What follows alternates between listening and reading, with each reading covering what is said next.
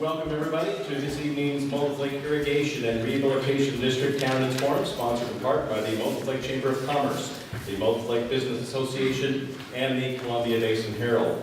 My name is Bill Liebert, and I'll be your MC tonight. At this time, I would like to introduce any elected officials that may have came in. They were coming in sporadically. If I could have you stand if you're an elected official, so we can recognize you, please. See one right there. Thank you very much for coming. The candidates tonight that are running for the Moses Lake Irrigation Rehabilitation District, position number 3, are Kernan and David Skaug. Our official timer tonight is the Moses Lake Chamber of Commerce Board President Sharon Palmerton, and I thought we would run down how the timer works here for our candidates tonight. When I ask the question, you will get the green light. The green light will start. As you progress and you get down to 30 seconds, you'll get the yellow light. And when your time is up, you'll get the red light and the buzzer.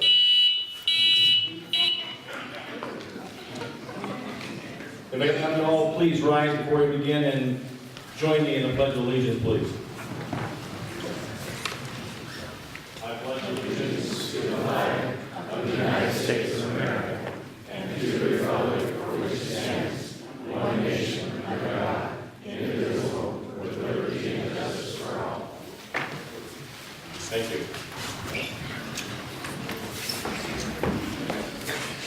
This evening, each candidate will be given an opportunity for opening remarks, limited to 3 minutes each. Then we will ask prepared questions from the sponsors, which will be limited to 2-minute responses. As time permits, we will ask questions from the audience, which will also be limited to 2-minute responses. Questions from the audience need to be legible, written form, and they must be in the form of a question. They can be directed to one or both candidates. The chamber ambassadors in the back of the room will be handing the forms out, so please raise your hand and they will get them to you. And then when you're finished, raise your hand again and they'll pick them up from you. The sponsors do reserve the right to eliminate duplicate questions and no personal attacks. The candidates will take turns being the first to answer the questions, unless a question is directed to one specific candidate. So if the candidates are ready, we will begin. We start with opening remarks candidates. Again, these are 3 minutes. We'll begin with Kernan. Well, first let me thank Bill and the people who put this on, and then let me thank this audience for not looking too intimidating to me. I'll jump right in by saying why I'm running and why I feel I'm qualified to run.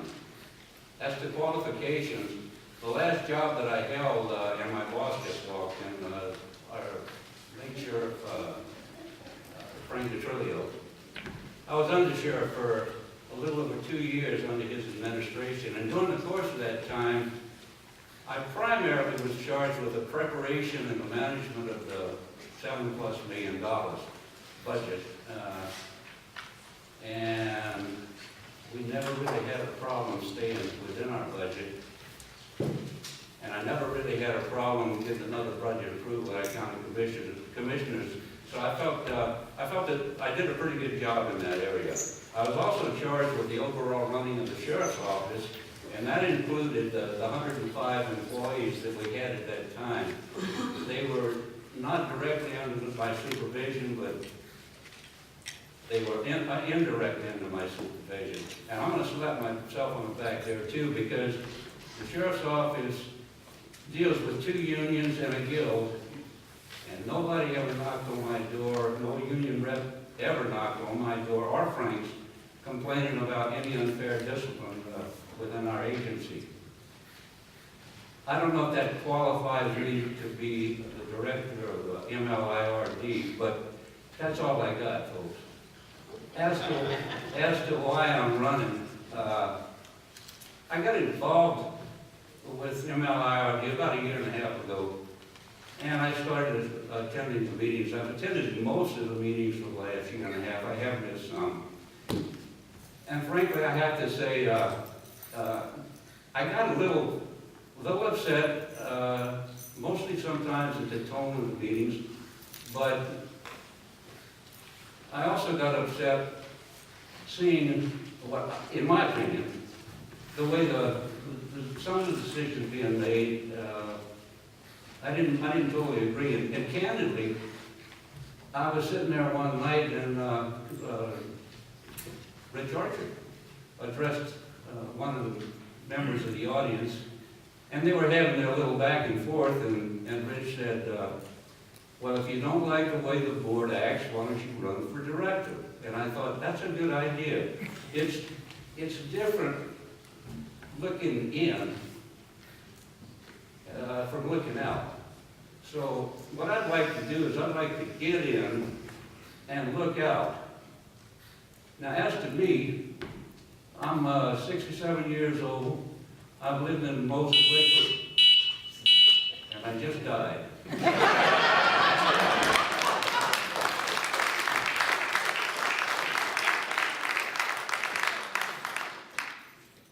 Opening remarks for Mr. David Skaug. I am David Skaug. I've been a resident of Moses Lake since 1953. I've been in business with the same partners, or my brothers, for over 35 years.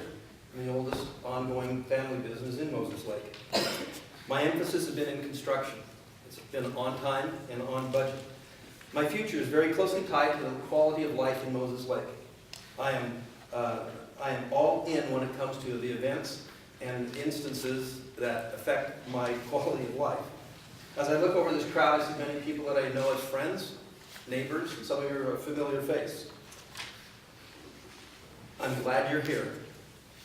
We all want the same thing. We want an oasis. We want a lake that people can enjoy and play in and have fun. We've come a long way since 1894 when Lieutenant Simons described Moses Lake as a stagnant, alkaline, and unfit for any use. To a lake that both residents and local, statewide and local residents have come to enjoy. I think I have the skills and the insights to make a positive contribution. That's why I'm running. My vision for MLIRD is as follows. The first thing is to replace the toxic and unproductive atmosphere that exists today with an attitude of cooperation and good faith efforts. This brochure is a prime example of how not to do it. It's unmistakable in its political nature. It's full of pending doom. It's very misleading. And it implies that the wrong choice of candidate will be the undoing of all of us. That is neither true nor honest. That type of behavior and interaction must change.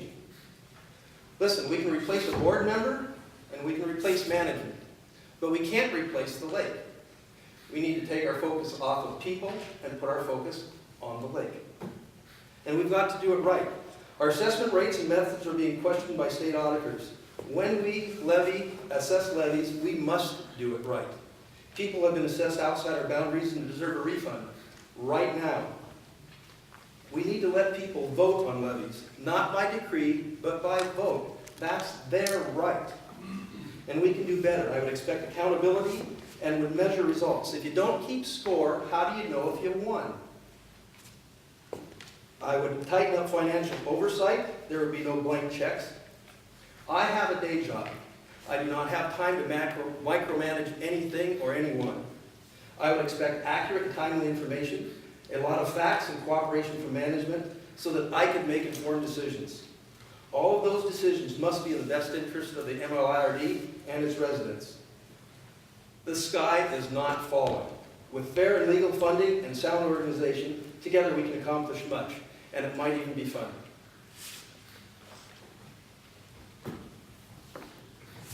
That's it.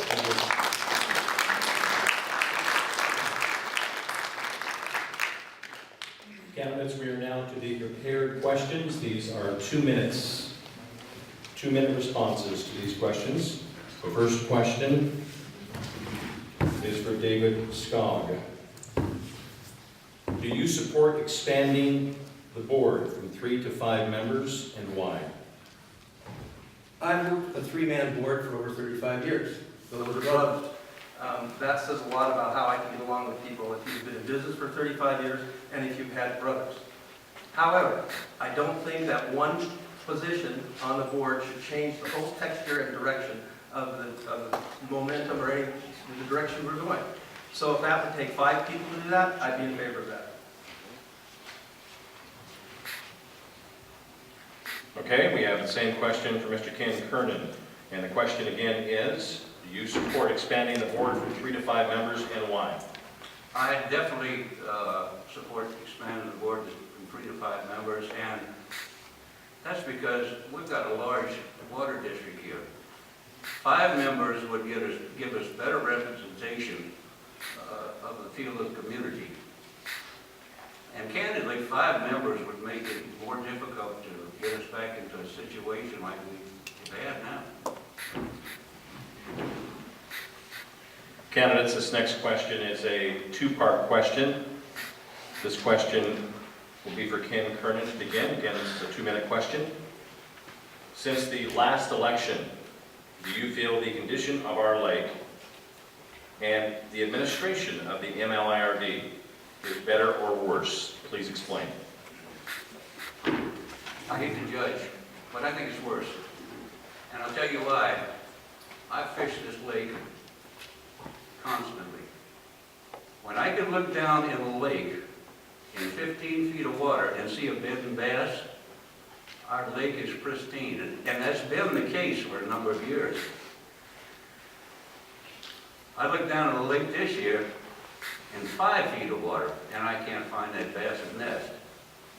Now, the quality of the water was terribly poor.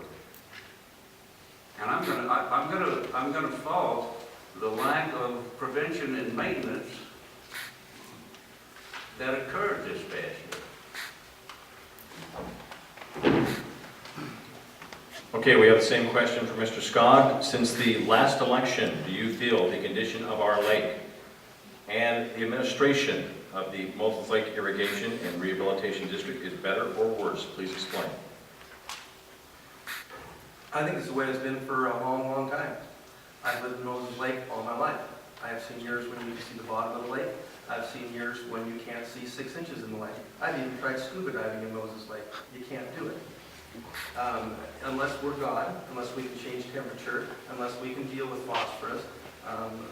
What we did this year, or lack thereof, had virtually no impact on the algae bloom.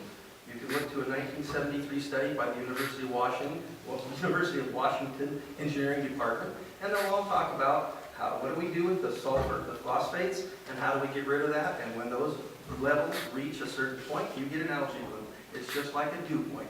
It's math. It's science. When those numbers intersect, boom, it blooms. We can't control the temperature, and we can't control the amount of phosphorus or phosphates. There are some things that can happen. We should have been diluting more. We should be talking to the Bureau of Reclamation. Dilution is basically our best solution. Administration. I would say there's need for improvement. I don't think we get facts. I don't think we get the real picture. I think we get numbers that don't necessarily mean anything. I think to say that because we didn't dredge and imply that that means the algae bloom is flat earth science. And I would challenge anyone to prove me different. It's not science. It's just, this is what I feel, and we got to get away with feelings. Let's look at facts. Okay, the next question is for David Skaug. In recent public forum, discussions took place on keeping decisions local or turning to Olympia to make decisions for us. Can you share your thoughts on this matter? Well, I guess I don't understand the question, for one, is I don't know how Olympia is going to be making questions for us or solving problems for us. There are some laws that probably are a little vague that could be cleared up. If we're referring to trying to legislate a different voting policy, our voting policy has been different for the last 3 years, and it's different this year than it was last year. Somewhere we've got to get all on the same page. We need to say, this is the law, and we obey the law, and we don't make up our own, and we don't we don't disobey the law. We need to do what the law says. It's that simple. And I don't know what Olympia has to do with that, other than here's already a law. Let's follow it. Okay, the question for Ken Kernan. In recent public forums, discussions took place on keeping decisions local or turning to Olympia to make decisions for us. Can you share your thoughts on this matter? When I fish too late and I come home and my wife is chewing on me, the last thing I want knocking on my door is somebody from the government coming in and saying, I'm going to help you with your problem. This is a local problem. This has nothing to do with Olympia. The change in legislation, as far as I'm concerned, is nothing but totally disruptive, not only to our community, but to every water district community in the state of Washington. Why, after 80-something years, do we suddenly have a large problem in the RCW? It's been working fine, folks. It's been working fine. And if we do have a local problem with it, let's settle it among our local folks. We don't have to involve outside people. It's our problem, let's solve our problem. I think the community is just like a family. We have our family fights. But if somebody from the outside comes in and picks a fight with one of us, then he picks a fight with our whole community. Let's just handle it here. This next question is for Ken Kernan. In the last year, the MLIRD and the Moses Lake community have received arguably a black eye on how we are looked upon by other communities, irrigation districts, legislators, potential new industry, and future residents due to the constant bickering and lack of unity. If elected, what are you going to do to galvanize the board? Can I just replay my last answer? Number one, the board's got to get off the front page of the local paper and get back to business. That's the first thing that's got to happen. And again, I relate to what I've seen at some of the latest meetings. You're there as a board to take care of the business that you've been elected to take care of. If there's personal conflicts, take it outside and away from that particular setting. And that's about all I can say. If we took personalities out of this, and if we just let people get back to the business they're supposed to be doing, we're going to be fine. This question is for David Skaug. In the last year, the MLIRD and the Moses Lake community have received arguably a black eye on how we are looked upon by other communities, irrigation districts, legislators, potential new industries, and future residents due to the constant bickering and lack of unity. If elected, what are you going to do to galvanize the board? First of all, I disagree. I disagree with the whole tenor of the black eye, the sky is falling, what about our rights, somebody else coming in, Gestapo knocking on our door. Those aren't issues. We might as well talk about the sky falling too. Are there differences of opinion? Yes, there are. Are there different ways to go about getting the same thing? Yes, there are. I think the level of civility is a problem. I think that needs to be dealt with. I don't have any problem with working with other people and either sharing my opinion. I don't have to be in their face, and they won't be in my face.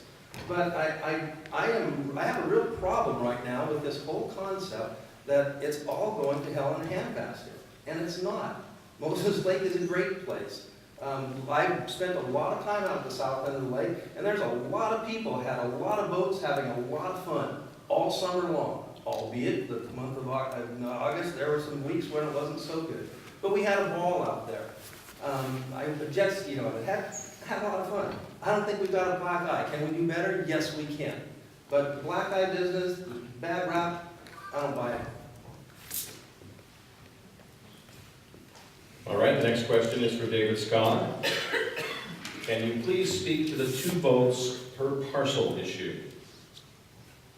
I'd love to. 3 years ago, when I first got involved, I went in with a list of tax ID numbers and a list of parcels that made up those tax ID numbers. I was given 2 votes for each parcel, even though one tax ID number was made up of multiple parcels. That's not uncommon. Last year, I went in with the same list. Last year, I was given 2 votes per tax ID number, not 2 votes per parcel. I see this year, we're back to 2 votes per parcel. Let me do a little bit of math for you. If you have 4 parcels that are vacant lots that are worth $15,000 apiece, you get 8 votes, and you have a $60,000 investment. If you have a medical office that's on a $1.2 million piece of facility on 1 parcel, you get 2 votes. You get a $60,000 assessment versus a $1.2 million assessed value. That's a $60 tax liability versus a $1,200 tax liability. That's $7.50 a vote for the guy with the 4 vacant lots, and that's $600 a vote for the guy with the medical building. Is that fair? My question is it just needs to be fair. It doesn't need to be one-sided. I probably get more votes. I don't care if they go to 2 for each piece, or per person. I'm all right with that. We're all in it together. And one person shouldn't be able to sway the whole thing, or one group of votes. There's one vote that is an 800 vote swing in this election coming up. One person. Is that fair? They're going to eliminate every single vote in here by one voter. So you tell me, if that's the way we want to keep it, I'm okay with that, but I don't necessarily think it's fair. Question now for Ken Kernan. Can you please speak to the 2 votes per parcel issue? I think it's a property owner's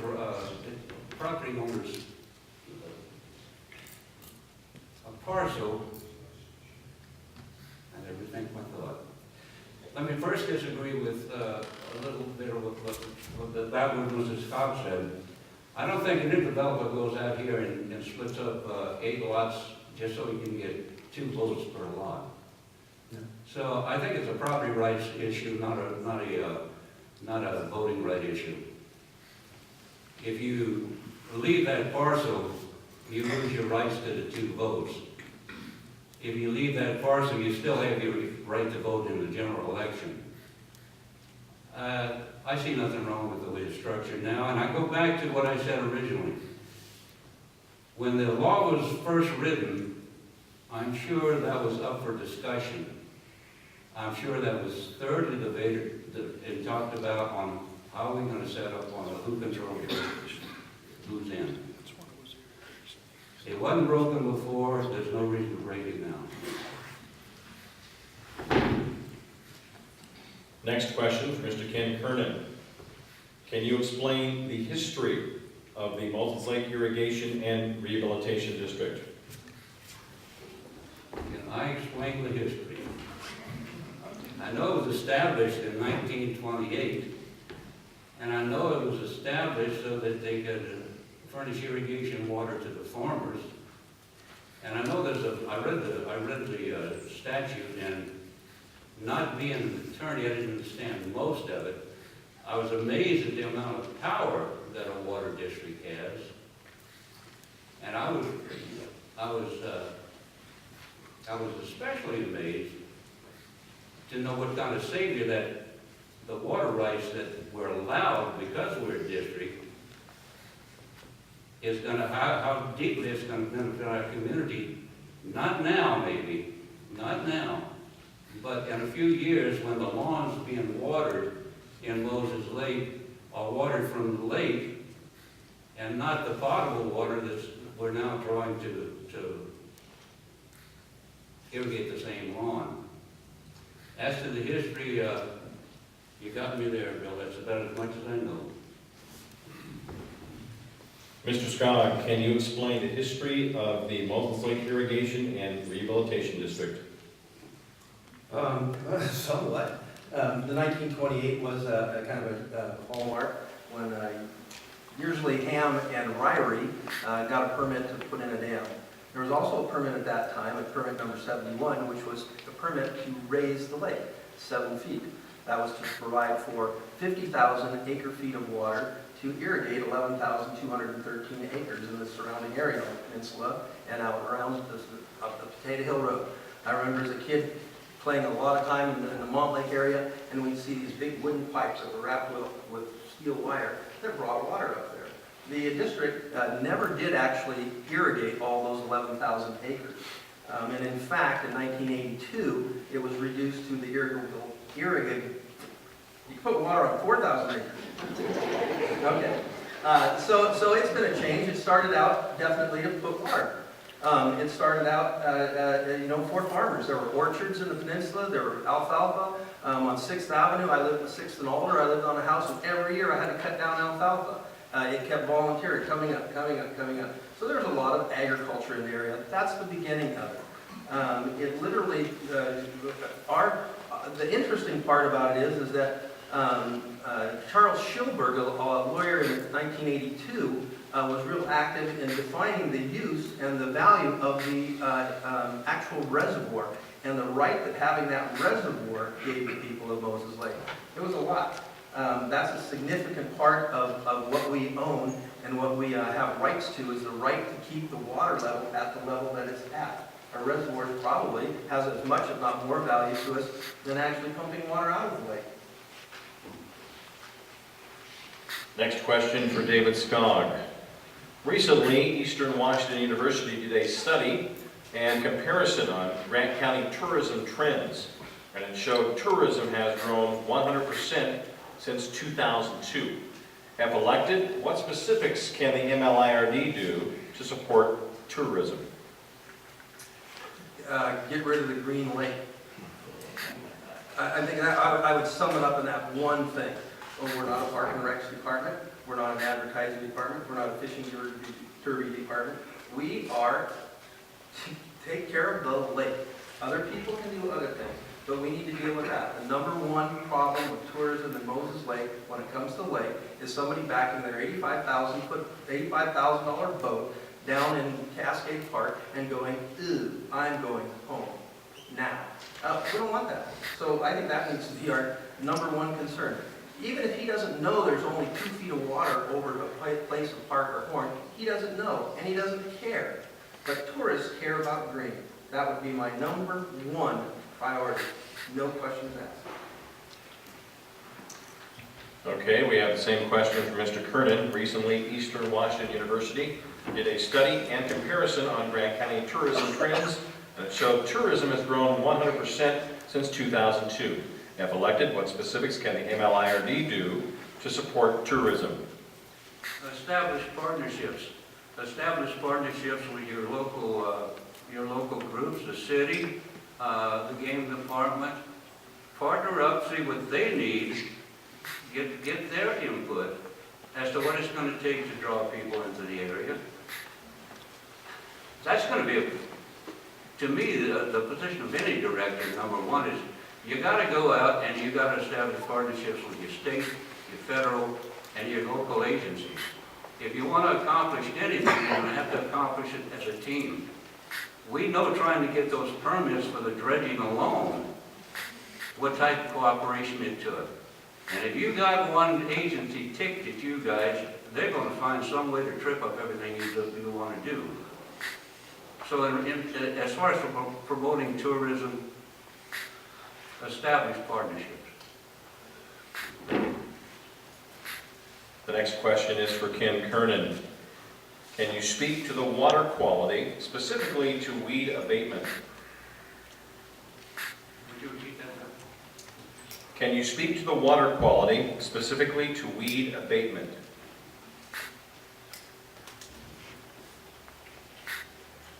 Well, I just know it's not as pretty when you got tall weeds in it.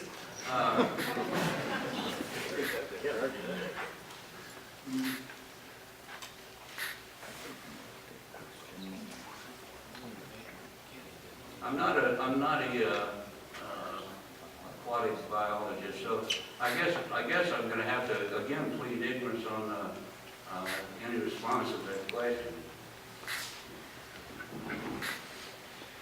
Mr. Skaug, can you speak to the water quality, specifically to weed abatement? Well, without being an expert or professional, I can tell you that I don't like to swim when something's touching my legs. It's not so much fun. We have a weed problem. That would be number 2 on my list. We need to deal with that, and we need to deal with it as aggressively and as efficiently as we can. If that means harvesters are the way to go, then harvest. If that means that's a good program, then we can vote on that, raise some more funds, and buy 10 of them. If that's what we need to do, if that's what we choose to do, if that's what we want to do. I would very aggressively look at the weed problem. It sounds like there's been some good success with chemicals. I have no aversion to chemicals. If it works, I would do that wholeheartedly. But yeah, we need to deal with the weed problem too. That's right behind the green. This next question is for David Skaug. What are your thoughts on the MLIRD board purchasing more land to locate an office when it already owns 125 acres at Conley Park? Well, when you add an already owns, you baited me. So, I guess I would want to take a look at where the property is, what value it has, what we could do with it, what the projected or proposed use would be. Frankly, I think if you had a dock that I guess you could have at Conley Park too. I don't know, I'd have to look at it. I don't have a strong feeling one way or the other. I haven't looked into it. We have the same question for Ken Kernan. What are your thoughts on the MLIRD board purchasing more land to locate an office when it already owns 125 acres at Conley Park? I don't think the MLIRD should be in the property of buying property. We're not a real estate agency. They got plenty of ground for any expansion.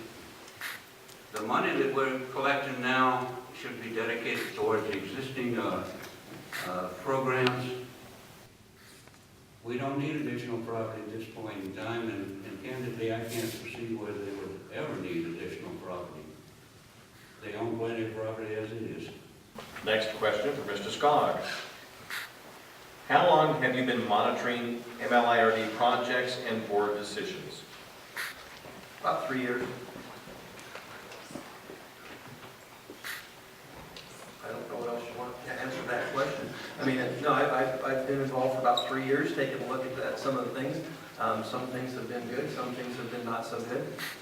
You go to some of the board meetings, and there's not one business person in this room that would sit through that without heads rolling, either theirs or somebody else's. But it's nonsense, and we can do better. We must do better. But yeah, about 3 years. That's when my interest was peaked. Mr. Kernan, how long have you been monitoring MLIRD projects and board decisions? 2 years.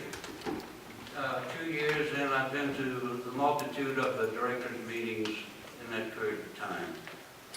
And that's why I'm running. I just don't care for the way what's happening now, and I think the direction needs to be changed. Next question is for Mr. Kernan. What experience do you have of creating and balancing a large budget? As undersheriff, I managed and prepared a $7.3 million budget. We turned back money at the end of the year. The budget for the MLIRD is about 1/4 of that. I don't think I'd have a problem with it. We have the same question for Mr. Skaug. What experience do you have with creating and balancing a large budget? Well, I certainly don't go up to $7.3 million bucks, but I've managed over $3 million construction projects on time and on budget. I do know that when I have this much to spend, I get it done with that much. End of discussion, or I'm out of business. I know that I watch important things. I'm aware of where my budgets are. I know who's doing what. You can ask anybody who's ever worked for me. That I want to know what you did, when you did it, and how long you took. Every time. I want to know how much we spent on that line item. And I watch it close. To manage a $1.7 million budget, frankly, there are coffee stands that do as much business as that. This is not a huge budget, but it's an important one. Okay, candidates and audience, we are to the audience question portion of this evening. Again, these questions can be answered in 2 minutes or less. These are mixed up. These are for individual candidates or for both candidates, so I will ask them as they are prepared here. First question is for David Skaug. You stated that the voting policy does not obey the law. Please explain. I don't think I said the voting policy does not obey the law. The voting policy has changed from each election. The policy, I assume that that's being referred to as how many votes per parcel. There seems to be a very big discrepancy, or at least an ambiguity, about what defines a parcel and what defines a tax ID number. If I imply that the voting is against the law, I would like to clarify that. I do not think the voting is against the law, but I do know it needs to be cleared up as far as what is a tax parcel and what is a tax ID number. There's another section of voting that's coming up where we talked about one vote.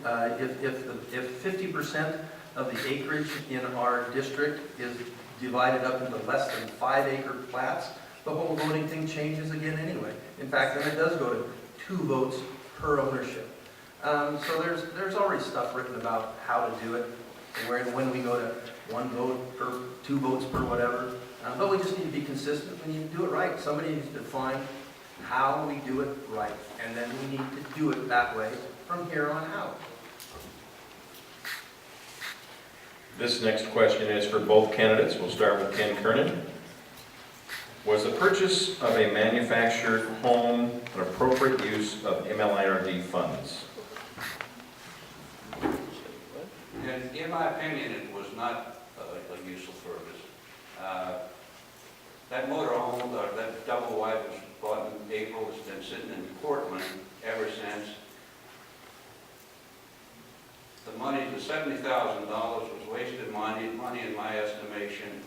Now we're going to have to pay additionally to winterize that thing, and it still sits on the core in Portland, Oregon. Now, if we had to have the thing, and we had to put it up at Conley Park, they could have put it up a long time ago if they had placed it where the infrastructure was already complete. The only thing that's holding that double wide in Portland is they can't get the infrastructure built so they can place the double wide out there. But I'll go back to what I said, it shouldn't have been bought in the first place. Same question for Mr. Skaug. Was the purchase of a manufactured home an appropriate use of MLIRD funds? I do a lot of camping. I'm real familiar with campsites, and there are camp hosts. I think camp hosts make a good sense. It's an effective way to manage the activities of a campsite, and it's a very cost-effective way. Does that apply to Conley Park? That personally I'd have to look at. If there is a problem with getting a manufactured home on site, and it's taken 6 months to get infrastructure in, I'm positive that Joe McCullough could probably make that happen that quick, or in much less time. I have no idea why, if that was a decision from the board to buy it, why it's taken 6 months to do it. That makes no sense to me at all.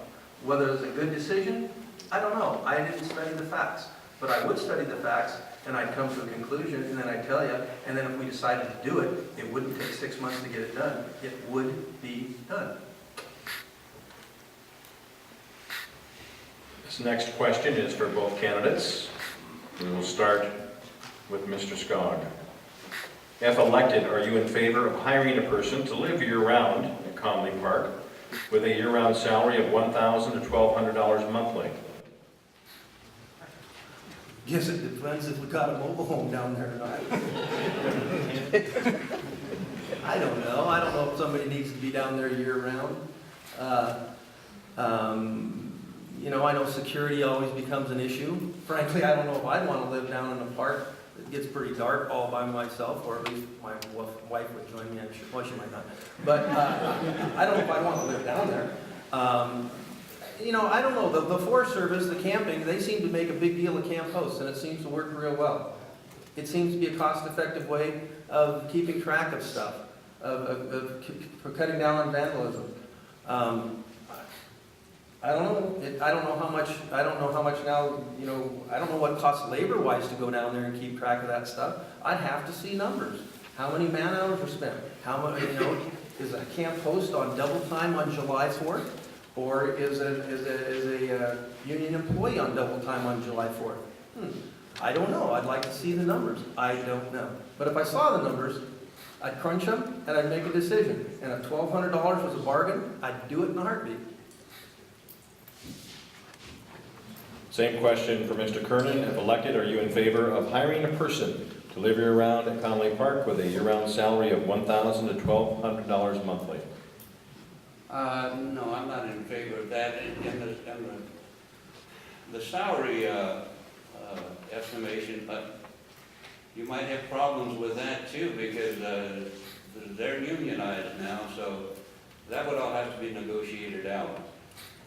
It would be nice if we could afford to have somebody down at Conley Park 24 hours a day.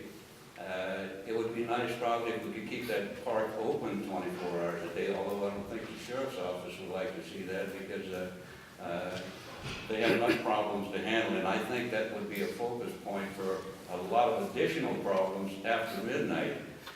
If you had a camp host or if you hired an individual to stay down there 24 hours a day, you'd probably have to commission him so that he could make arrests.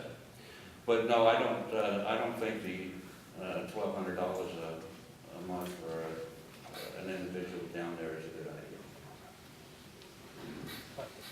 Next question is for Mr. Skaug. You stated that we have no control over the phosphate levels, and that when the numbers intersect, we get an algae bloom. When asked about tourism, you stated get rid of the green. How will you get rid of the green? It's a good question. Phosphate levels and temperatures seem to bring about the bloom. That study from 1973 from the University of Washington's Geological Department said that there are a lot of alternatives to controlling eutrophication. That's the bloom. That can be done most effectively by dilution. We probably need to talk very closely with the Bureau of Reclamation, and if we can get the parts per million or whatever the part measurement is below the right numbers, then we won't get a bloom. There's been talk of taking water from Crab Creek, diverting it into the canal, and taking water from the Columbia River and running it back around in through our lake. So we give the canal some of our water that has a lot more phosphate in it, and we get fresher Columbia River water. It's a dance. It's a balance. It's, you know, 1 year doesn't necessarily mean to do that for the next year.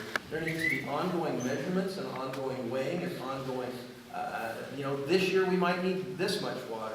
The bad part about using water is when we want water to dilute, the irrigators want water to water.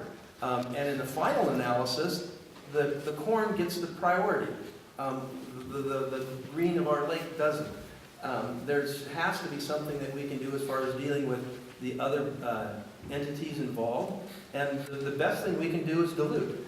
I have read some stuff from Liberty Lake over on the west side that uses aluminum sulfate to put on, that causes the phosphates to dissipate, to precipitate out and float to the bottom. I don't know that if that costs $1,000 an acre, we've got 6,500 acres. If it costs $2 an acre, okay.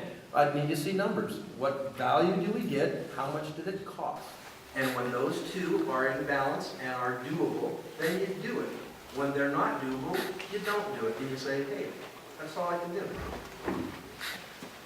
This next question is for both candidates. We'll start with Mr. Kernan. Mr. Hansen ordered a special review of the MLIRD books this year. The results were given to the board at a recent meeting. Do you agree with the results of that interview? One more time. Reading word for word here. So, Mr. Hansen ordered a special review of the MLIRD books this year. Results were given to the board at a recent meeting. Do you agree with the results of that interview? Well, if they're alluding to the special audit that he called by one of our local CPA firms, I totally disagree with the audit that was done. That audit was done shortly after the state had come in and gave the district a clean record, and I don't see any reason that we should have spent $16,000 for one of our local CPAs to come in and tell us the same thing. We have the same question for Mr. Skaug. Mr. Hansen ordered a special review of the MLIRD books this year. Results were given to the board at a recent meeting. Do you agree with the results of that interview? Well, it will be impossible for me to comment on the results of that interview because I don't have a clue what that interview said. Having said that, I would inspect anybody's books. I would want to know what check got written for how much and what did we get for it. I would give nobody a blank check, ever. I don't even do that in my own business. I don't have somebody who can just write checks. Show me the purchase order number. Show me what we got. Show me what job it went to. How did that get accounted for? Did that bill to this job? Did it bill to that job? What did we get for it? And if that's what an audit takes, then I do an audit. I do it every year if that's what it takes. But somebody has to say, what did we do with the money to the penny? Next question is for both candidates. We'll start with Mr. Skaug. Do you support cutting the assessment rate in half? Why or why not?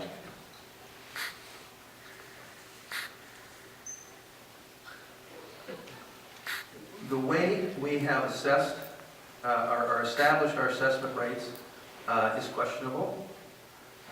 There's a two-part way that assessment rates are made. One is for irrigation and one is for rehabilitation. Irrigation can be set at 25 cents per thousand. You can spend all of that money and say that you need to put in another pump. You can raise it another 25 cents. There is no upper limit to how much that can be raised. As long as you can show a benefit to the people who are receiving the water or who are receiving the irrigation value.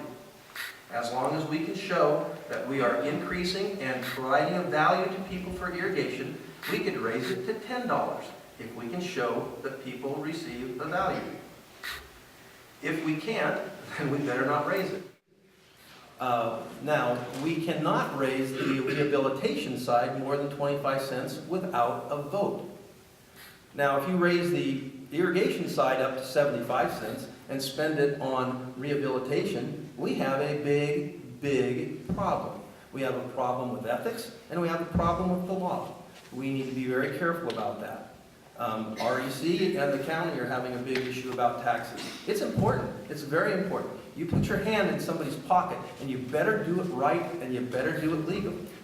So, in answer to the question, I would not support going to 50 cents. I would support probably a 75 cents, but there needs to be a reduction. And we need to get off the thin ice immediately. And we need to do it right, and we need to do it right now, or we're creating a liability for ourselves. We have the same question for Mr. Kernan. Do you support cutting the assessment rate in half? Why or why not?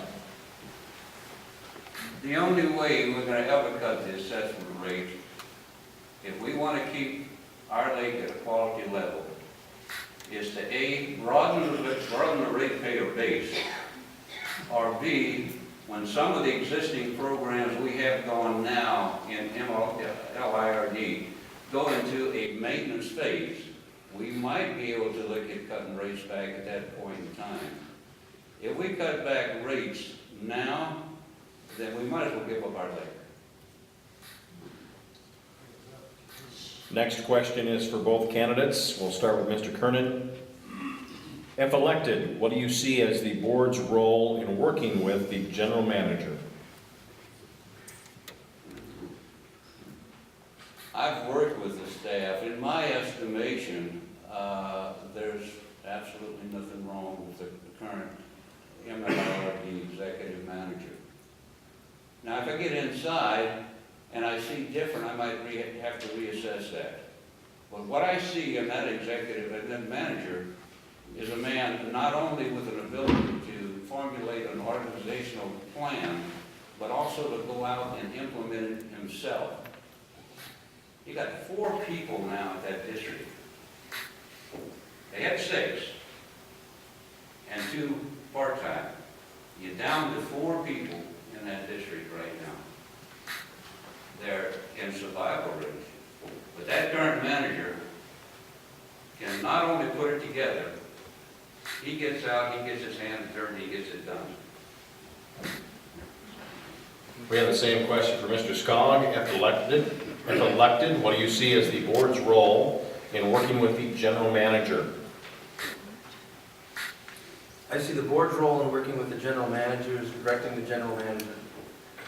And what his job's going to entail. If elected, there will be at least 2,500 people signing my job application. There are 2 people signing the general manager's job application. There needs to be a very specific order that says, this person is accountable to those people. If that is not the case, and if that's not what you want, please tell me now, because I don't want to have anything to do with it. But if you want if you want a board member to direct and hold management accountable, I am able and I'm willing to do that. If that is a workable relationship, great. If I can talk to you people and you say you want to get this done and we talk about that and we decide to do that and the board of directors decides to do that and the manager can't do that, then we got a problem. I'm not going to go into a place saying there's a problem, I'm going to change everything. Everybody has work with me or don't work with me. But I will spend time with you and I will find out how you work. And if that's a compatible situation, we got a deal. And if it's not, we got to weigh stuff. Just put it on the balance and weigh it. If you produce, it works. If you don't produce, it doesn't work. End of discussion. This next question is for both candidates. We'll start with Mr. Skaug. Are you happy with the way MLIRD has spent money on the dredge to only have it operate at 60% according to press releases?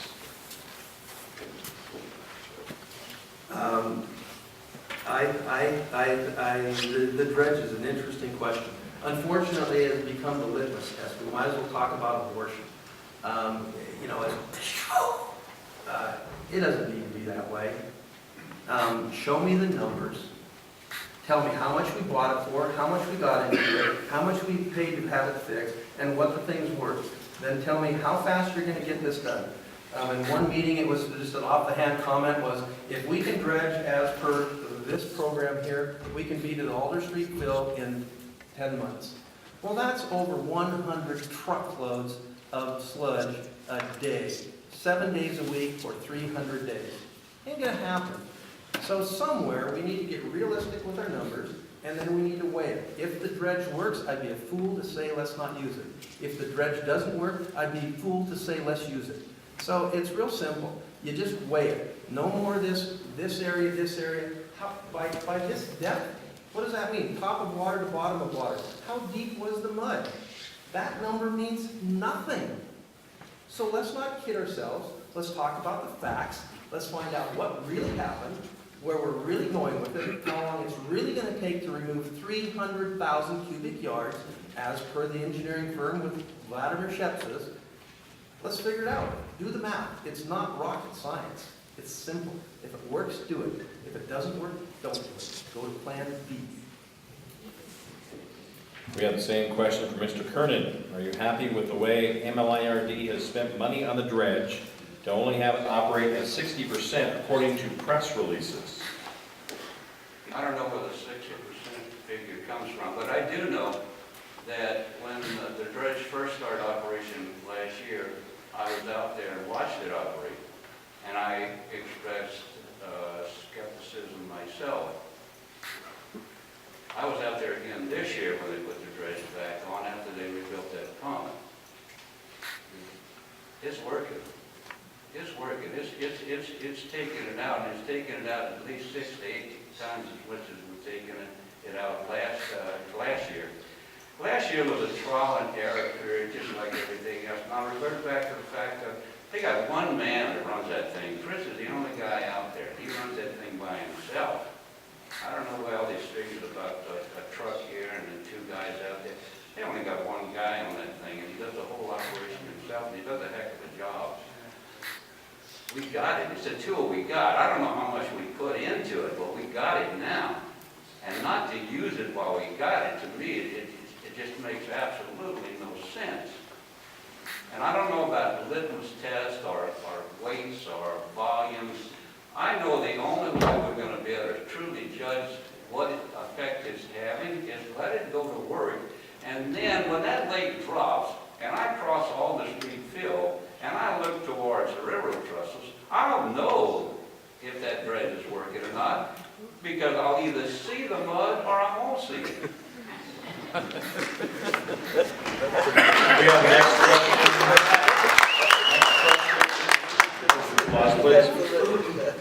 We'll have the next question for both candidates. Candidates, we tried not to duplicate questions. This next question is very similar to the one you had before, although you may want to address a portion of it. We'll start with Mr. Kernan. The irrigation district spent a lot of time and money getting permits and equipment to dredge the lake in a proper and legal way. Would you continue the dredging as it was intended, or would you stop it completely as some of the board has directed? Here's the problem. We got the permit. We got 5 years of original on the permit. All the federal agencies involved that wrote it off are now looking at us because that's a renewable program, folks. And if we don't continue to use it, they're not going to renew it. They're not going to renew it. I know the game department has had serious conversations about the fact that it hadn't been utilized this year. And that's one of the agencies we had to go through to get the permit. And that's one of the agencies that we're going to have to go through to get the renew permit. It just don't make any sense. It's there, use it.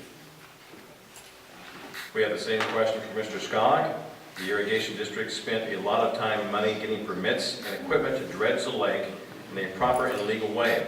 Would you continue the dredging as it was intended, or would you stop it completely as some of the board has directed?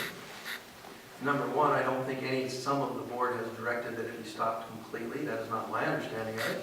My understanding of it, that it is fully funded to be operating in 2013. So as far as I don't know, you shake your head, tell me. If you know something I don't know, tell me. If you go to some of the meetings. Hey, hold it. We can't have any interaction with the audience, please. Well, it's going to run. It's going to run in 2013. Now, whether you can see mud or not see mud, that is not the question. The question is pull it out. How much is it? How much is there? How does that compare to the 300,000 yards we need to remove? And weigh it. This should never be an emotional issue that says, well, I think it works good. Well, I don't think it works good. What do we accomplish? Just measure it, weigh it, and then make a decision. Take the emotion out of it.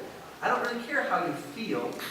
Measure it, weigh it, and survey it, and be done with it. And you will either silence the critics, or the critics will need to say, hey, I'm done, or we'll need to go to Plan B. We don't have time to wait. When we talk about, I don't know how long it's going to take. Well, dang it, we should do the math. Are we talking about an 87-year project?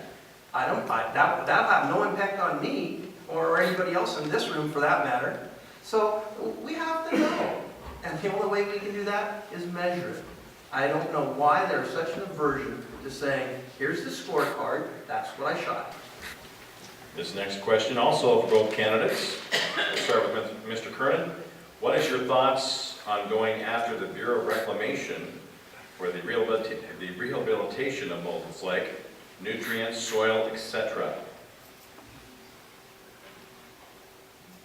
You can't go after the Bureau of Reclamation, but you're going to have to partner with the Bureau of Reclamation. The Bureau of Reclamation actually is the key. I mean, that is the key to the Bureau of Reclamation. Moses Lake is simply a water holding source, as is Banks Lake and as is O'Sullivan. And they go back to the initial purpose and the concept that, of the whole canal system. So to the Bureau, the priority is just holding water here so farmers can irrigate and then move on. Call the Bureau of Reclamation in Spokane and ask him if he's concerned about the green water in front of your yard that's causing your property value to drop, and you're going to be talking to a dead line because that's just not their major area of concern. They're starting to trend that way, as is the game department, but it's going to take somebody going in there to establish a rapport, form a partnership, and work it from that angle. And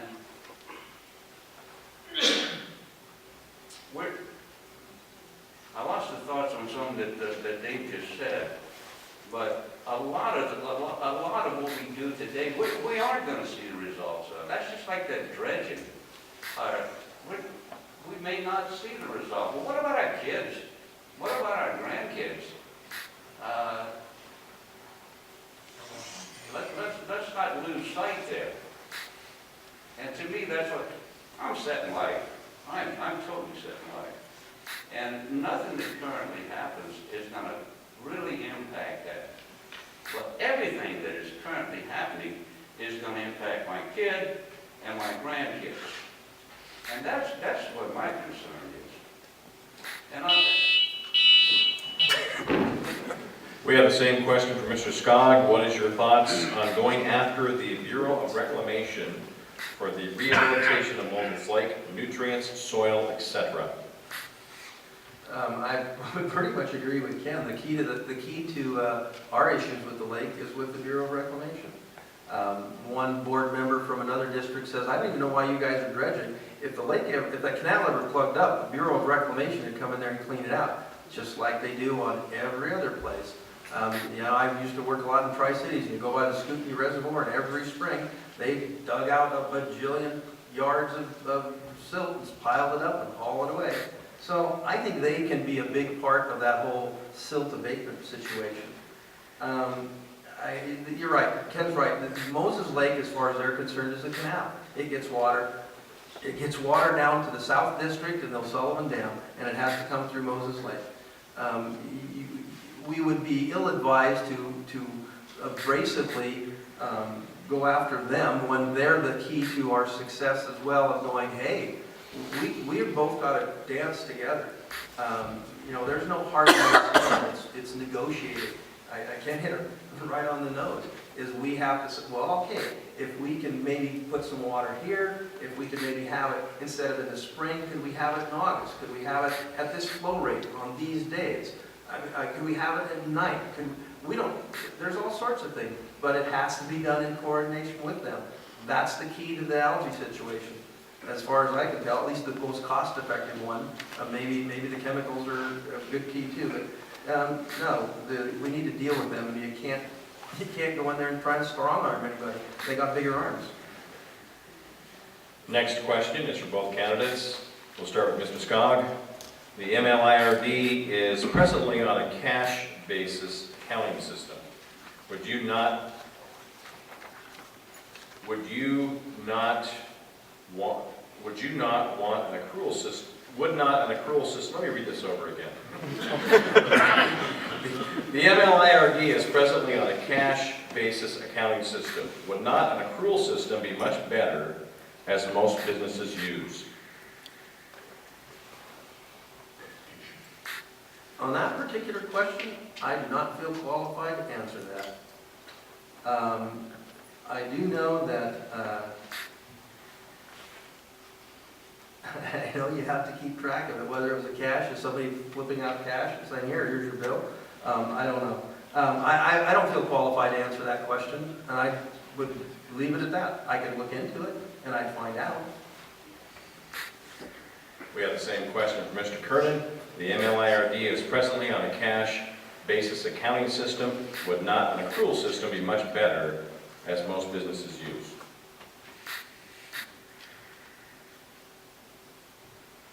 I don't really know what you're talking about there. So, I would kind of be like Mr. Skaug, I guess I would research the matter and get back to you again. This next question is for both candidates. We'll start with Mr. Kernan. What are your specific short-term and long-term objectives for the lake? Specific short-term would be to just get things back to normal, everybody refocused, get the defined programs going back again. And my long-term vision would be every time I go out into Moses Lake and I look down into 15 feet of water, I can see that nesting bass that I dream about every night. That's it. That's all. Same question for Mr. Skaug. What are your specific short-term and long-term objectives for the lake? Specifically, working on a board that can work together with the management, specifically evaluating the management and what happens and how things get done, understanding that and then drawing some conclusions whether that works or doesn't work. Short term, I would immediately look into the whole how we structured our tax base, how we do our millage, how we weigh the benefit. I would work real closely with Olympia and say, show me the rules, tell me what I got to do, and then I do it.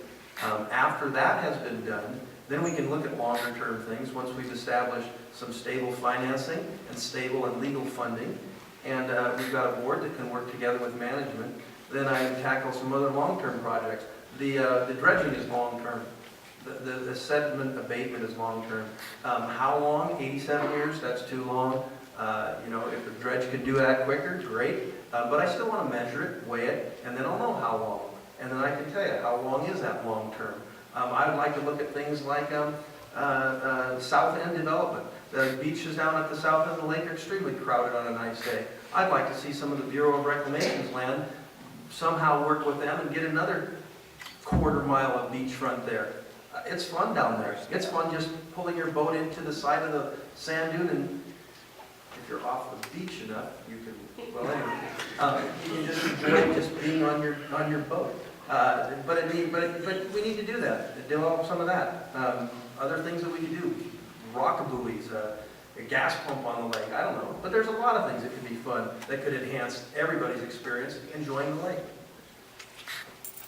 Next questions from both candidates. We'll start with Mr. Skaug. What factors would you consider important in evaluating a budget and considering tax rate? The biggest single one would be value. What am I getting for what I'm spending?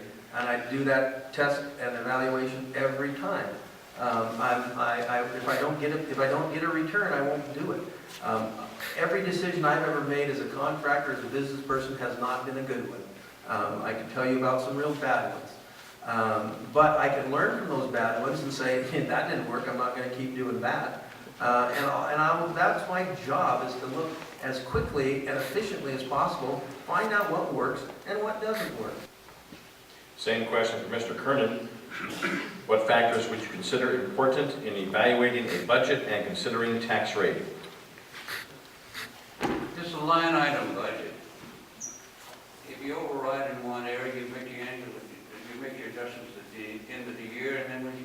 your next budget, then you budget appropriately in the right categories. It's not rocket science stuff. And that's simply it. You just adjust your budget as it goes. And that tells you where you got to dedicate more money or where you should eliminate money. Next question, both candidates. Mr. Kernan, what is your responsibility as an irrigation district board member? I see my responsibility as a board member to protect the lake, protect the quality of the water in the lake, protect the recreational value of our lake, and to protect the economic value in our lake. That's what I see as my role. Same question for Mr. Skaug. What is your responsibility as an irrigation district board member? Number one, to be fair and honest, to collect your taxes fairly, and do it honestly. Number two is to spend those very fairly and very honestly, and again, weigh the results. Having done that, then we will take a good stab at maintaining the quality of the water. That's what we're here about. Although we have spent the whole evening talking about the quality of the water, and we have talked about the 50 to 75 cents of the irrigation end of things, we got to deal with that. We have to be honest with that. We need to be honest about that whole relationship. But that would be a responsibility of a board member. Get that into focus and get it looked at honestly and fairly. And then make sure that those tax dollars that are collected are used as efficiently and effectively as possible, and that we all get the greatest good out of it. I have no pet projects. I have no axes to grind. I have a lifetime of being in Moses Lake, and I would like to see the lake continue to get better and better. Again, from 1884 today has been a huge improvement. Is it always been a straight line up? No, it sometimes dips. It dipped last year. Will it dip next year? I don't know. That year hasn't got here yet. We'll find out though, won't we? Next question for both candidates. We'll start with Mr. Skaug.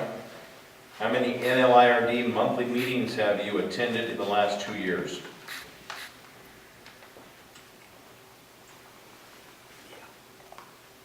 No more than 5. And I can think of 4 specific and possibly 5. I have probably spent more time talking to people that I know who have been to those. To tell you the truth, this will be the hardest part of the job, has been to go there and sit and listen, and particularly listen in the gallery. I am typically not a confrontational person. I'm not a disrespectful person. And when I've seen some of the things that have gone on in those meetings, I walk out. And do I want to go back to one?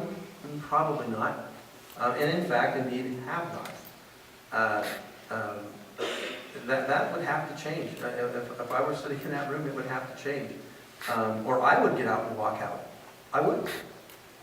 It doesn't need to be that way. We're all adults. We all want the same thing. Could I go to more meetings? Yep. Have I talked to a lot of people? Yep. Have I spent time at Norm Estes' house and said, tell me about the history of this? Yep. Have I read articles? Have I read the reports from University of Washington Engineering Department? Yep. Have I read about when the Indians talked about how the wind blew for several months and dammed up Crab Creek at the end of the lake with massive sand dunes and dammed up the creek? And that's how the legend, as far as the Indians were concerned, how Moses Lake started? Yep. So I haven't gone to a lot of meetings, but I've read a lot. Same question for Mr. Kernan. How many MLIRD monthly meetings have you attended in the last 2 years? About 80%. Next question for both candidates. We'll start with Mr. Kernan. With the reduction in true irrigators and a shift to rehab and recreation priority, would expanding the R&R rate payer base be a goal of yours or not? One more time.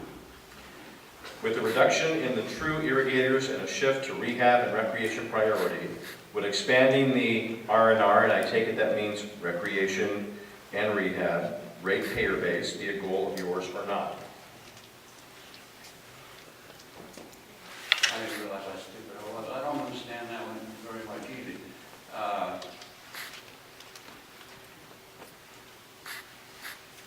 I'm not aware that we're spending too much on the rehab side. So I'll pass on that one. Same question for Mr. Skaug. With the reduction in the true irrigators and a shift to rehab and recreation priority, would expanding the recreation and rehab ratepayer base be a goal of yours or not? Yes. Right now, we're at $1. 75 cents of that goes towards irrigation. 25 cents of that goes to rehabilitation. When you add in all of the dredging, overhead, management, Conley Park, all that has been down there, we're going to have a hard time saying 75 cents went to irrigation, which is whatever it took to provide water for most people to water their lawns, and a few commercial users, and how much we spent on rehabilitation. That is an auditor's question right now, and we're going to have to explain it. And if we can't, we're going to owe people money. It is that simple. We have to get those in balance. If we want to do more R&R, all we have to do is vote. And we can say, we want to raise that to $5. Vote, and we'll do it. We'll put docks everywhere. We'll put all sorts of things. But we have to vote on that. The irrigation part is not a vote. That is two commissioners say, yep, according to our budget, we need more money, 25 cents. That can happen, and that has happened. We're going to be called on the carpet. And if we're not careful, we're just creating a liability. We have to get back to some numbers that mean something, some percentages that mean something. We need to have two budgets. We need to have an irrigation budget, and we need to have a rehabilitation budget. And those need to be in writing. Yeah, could we expand the rate, the base? And then when we decided to vote on that, then everybody else around the lake who's not in the district could vote into it, and I'd welcome them, and I'd welcome their tax dollars, and what we could do with those tax dollars, of which they would benefit. Next question for both candidates. We'll start with Mr. Skaug. Is it fair to charge a rate to so many for irrigation water that only a very few have access to? Why do you feel this way? Do I feel which way? This is how the question reads, so you take it for what you think it means. Is it fair to charge a rate to so many for irrigation water that only a very few have access to? Why do you feel this way? That's a real good fairness question. The state auditors are going to ask us that. Is that fair? The state auditors are going to ask us, is it fair? My other example of whether somebody waters their lawn on their 4 empty lots and pays $7.25 per vote, and the guy who has the $1.5 million building, who has asphalt, who can't water his lawn, or can't water anything other than a few plants, pays $600 for his vote. So, is it fair? Personally, I don't think so. That's the way it is. With the vote, what do we want to do? We can decide some things. We can change them. We can tell Olympia what we want to do in some cases, or encourage them to change things. It's not them coming to us. We can go to them. I think that is worth looking at. I would love input from that. Do you think it's fair? This whole thing has to be fair. It has to be equitable. Who gets a value? Without just the we all gain when Moses Lake gains. Okay, but ask the guy who pays the $1,200 a month or a year assessment, the guy who pays the $60. Ask him. We have the same question for Mr. Kernan. Is it fair to charge a rate to so many for irrigation water that only a very few have access to? Why do you feel this way? Everybody benefits in our area, I believe, from the Moses Lake water. The tourism that's brought in, the should broaden the base. We should get more ratepayers into the district. But again, that's going to take some effort. Right now, it's simply share alike. Next question for both candidates. Part of the solution to the declining Odessa aquifer is to deliver more surface water to the farms in that area. The Bureau of Reclamation is proposing to run more water down Crab Creek to free up capacity in the East Low Canal, which will allow for more water deliveries in the Odessa sub-area. What will the impact be to the lake, and do you support or oppose more water in Crab Creek, Mr. Kernan? I don't know. I don't know what that's going to do. I know the flowing water keeps the lake a little cleaner. But again, I'll go back to what I said. You partner up with the Bureau, then maybe you'd have some say into what's happening. Same question for Mr. Skaug. Part of the solution to the declining Odessa aquifer is to deliver more surface water to the farms in that area. The Bureau of Reclamation is proposing to run more water down Crab Creek to free up capacity in the East Low Canal, which will allow for more water deliveries in the Odessa sub-area. What will the impact be to the lake, and do you support or oppose more water in Crab Creek? Well, my priority is, can we do anything to deal with the algae bloom? So on its surface, I would look at that and say, yep, more water means more dilution means less algae, I'm in. Now, having said that, I'd like to know what's that going to do as far as sediment goes. If that's coming in on the Rocky Ford Creek area, you know, you get way down to the Stonecrest end of things, and it's already pretty shallow and silted up. Do we need to make a trap? Do we need to come up with a way to deal with silt before it gets to Moses Lake? If we run more water through here, we now gain about 6,000 cubic yards of silt every year, 6,000. You know, we have to have a dredge program that can at least keep up with that and hopefully gain on it. If that doubles that, and we can, who knows, maybe we can't keep up. You really need to look at stuff. And again, I go back to that whole weigh it. If it works, it works. Just do the math, do the numbers. I like numbers. Do the numbers. If it works, there's not an argument. We all want the same thing. We want clear water. That amount of water causes this to go down. We can deal with this amount of silt. We can do that. And when the numbers all come together, there is not a contentious meeting. It's one that says, I think that's good. I do too. Let's do that. Manager, this is how you've been directed. Do that. Aye, aye. And everybody gets along, and everybody gets stuff done, and it works well. Ladies and gentlemen, before we conclude with some closing remarks, please join me in thanking our candidates for a very informative.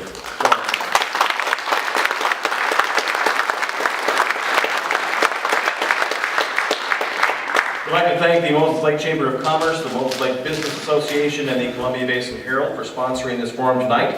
The election will take place on December 11th from 1 to 8 p.m.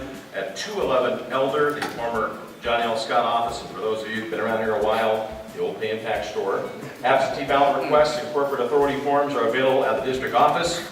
Candidates may have some information available still left on the back table there before you leave. Thank you very much for coming, and please vote.